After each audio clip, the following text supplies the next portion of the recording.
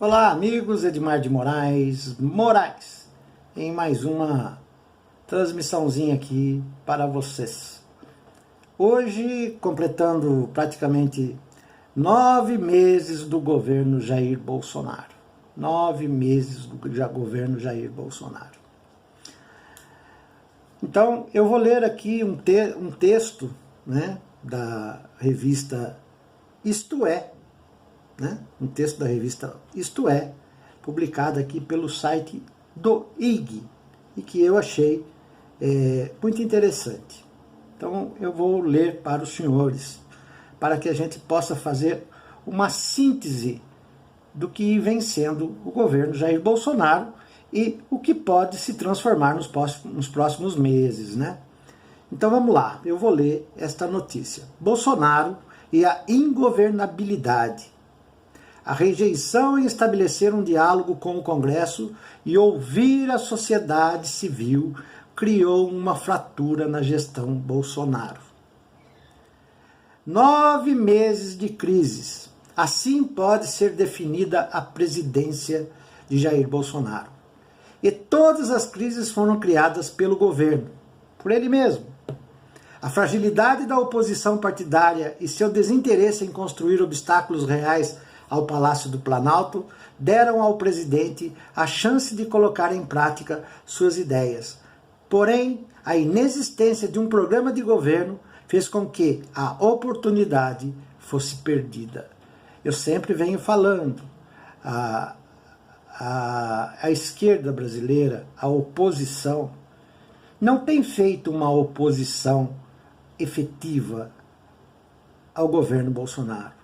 Não tem feito com que se respeite a Constituição, que se respeite os direitos da sociedade civil, né?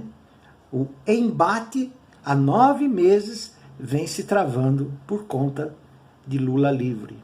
Lula livre é fundamental para nós, progressistas, mas a subsistência de nós, a nossa subsistência, como vai ficar? Se nós estamos parados, focados em Lula livre. Evidente que nós queremos Lula livre.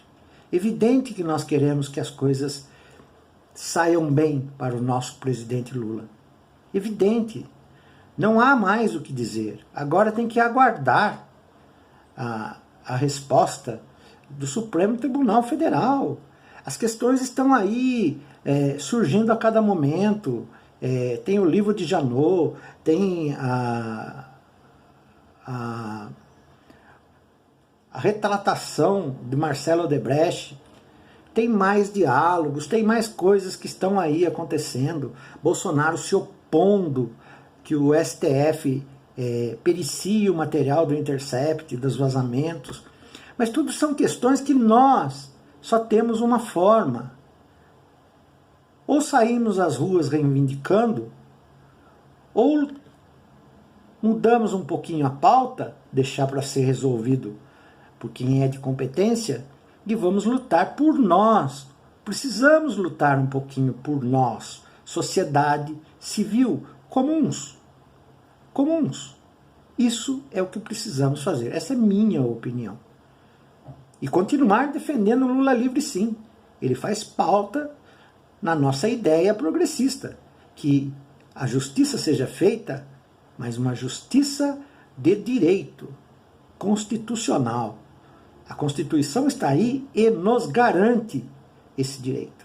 Mas precisamos ver o que está demandando por trás de tudo isso, né? Eu vou continuar lendo. Como não há vazio de poder, o Congresso Nacional, especialmente a Câmara dos Deputados, acabou determinando o ritmo político. Se a reforma da Previdência foi encaminhada, ainda aguarda a aprovação final do Senado, deve-se a articulação construída pelos parlamentares, à margem da coordenação do Planalto, certo? Quem está se mobilizando para a reforma da Previdência, pró ou contra, são os deputados e senadores. O Congresso é que está fazendo a articulação. Bolsonaro ele é inapto, ele é uma pessoa inapta, não tem condições, não tem jogo de cintura e não tem articulação política. E muito mal acompanhado, por sinal, né? Então isso tudo nós já sabemos. Se nos primeiros meses do governo foi possível substituir a inépcia do executivo, nada indica que isso pode se repetir durante os próximos meses. Menos ainda se pensarmos na gestão, que vai até o final de 2022, se Bolsonaro resistir até lá. A ingovernabilidade é a principal marca de Jair Bolsonaro.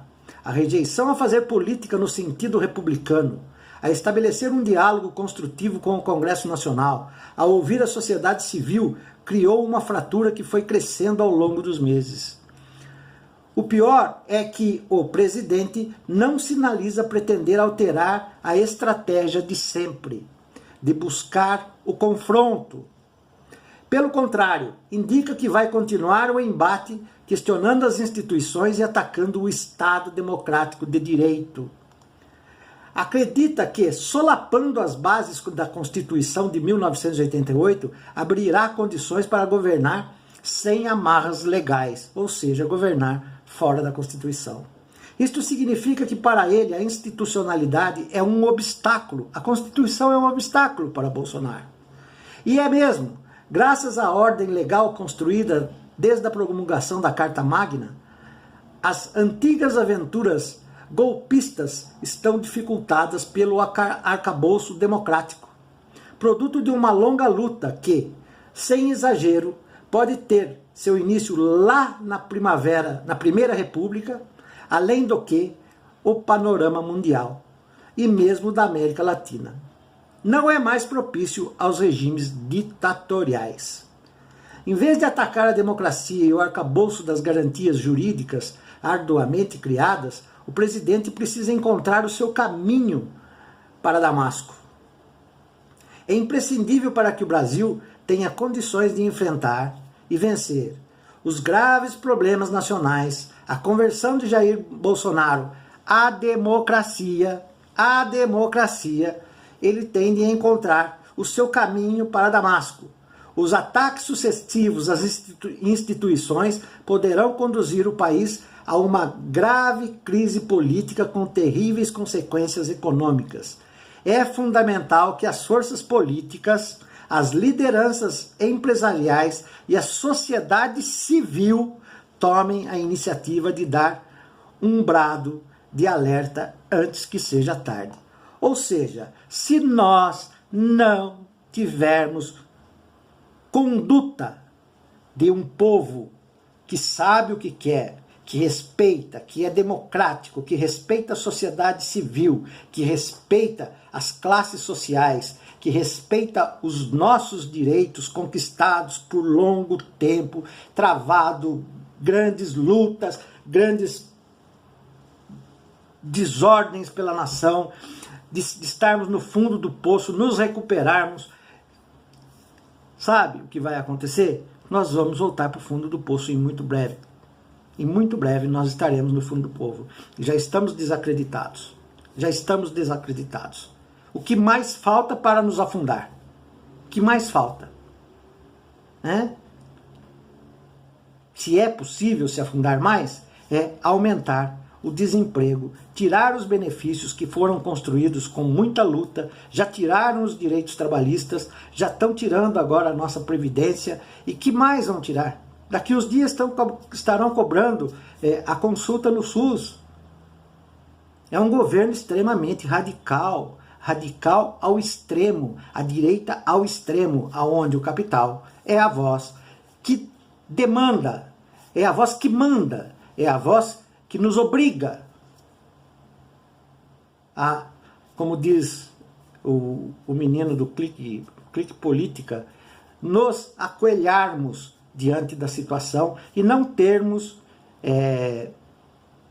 João Antônio, o rapaz do portal Clique Política. Nós não temos atitude para revertermos. Estamos vendo aí a revolta dos caminhoneiros, dos acordos que não foram cumpridos, Daqui a pouco os caminhoneiros vão entrar em greve. Eles ajudaram a colocar Jair Bolsonaro por conta de serem enganados por falsas promessas. E agora até onde nós vamos levar isso tudo? Até onde? O governo quer fazer as pautas de Sérgio Moro, da segurança nacional, aonde ele exime a culpabilidade, ele favorece a criminalidade, o abandono da população de maneira geral, mata-se primeiro, depois vai ver do que se trata. Não é assim que funciona. O ódio está se espalhando, se espalhando, se espalhando, e nós aonde vamos parar? Fale para mim. Você que é bolsominion de carteirinha, fale para mim. Aonde está o combate à corrupção que vocês disseram que iam fazer com todas as forças possíveis?